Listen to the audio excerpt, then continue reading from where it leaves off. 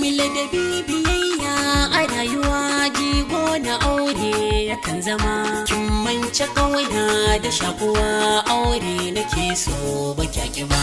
Ni ce ta fari uwar gidanka ne ke da yanci, kuma ta dubu ne ka je ka yi bayana su zauna a rayuwa. Amma da fari yakan zamo a ƙarshe fatari, idan bai da tsari ta rairaya kula ko mutunci a rayuwa.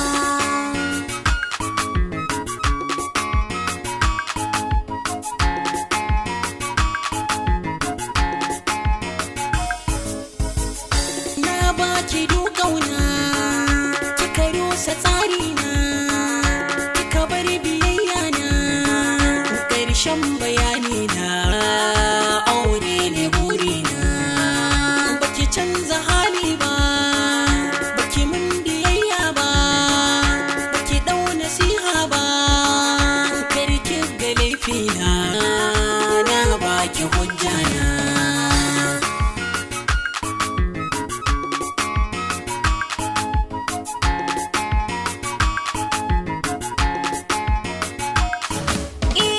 A dukkan zatona na zaci za ka yi min halacci, a yau sai ka nuna da ni da babu dodai butulci. Ka kawo ni kangi na rayuwa a ce mun mutunci, amma ka gane kamar ka ba batun mi zumunci, domin kishiya ce gare ni babu sauran mutunci a rayuwa. Mila da bibiyayya a rayuwa jigo na aure yakan zama. Kin mance kauna da shakuwa aure nake so ba kyaki ba.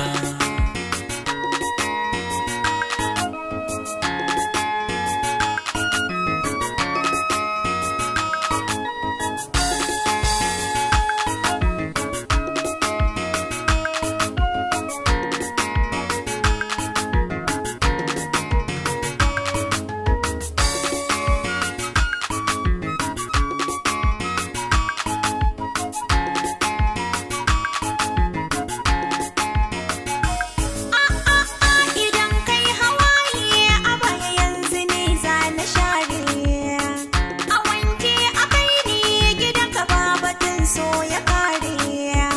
Ragwaye na mata su ɗauki so a hanya su sare, ni ai yar uwa ce cikin jininka haƙƙi na kare.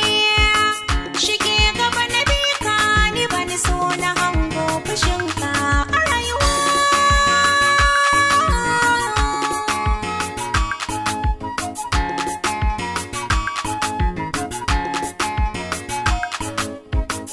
Ban take hakki ba, ban dau hakin so ba, ban saba Allah ba, ba za da fasa ba aure da kanwana.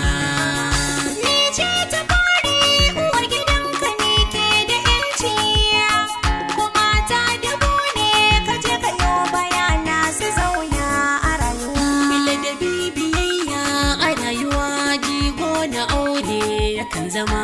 Kin mance kauna da shakuwa aure nake so ba kyaki ba. Ni ce ta fari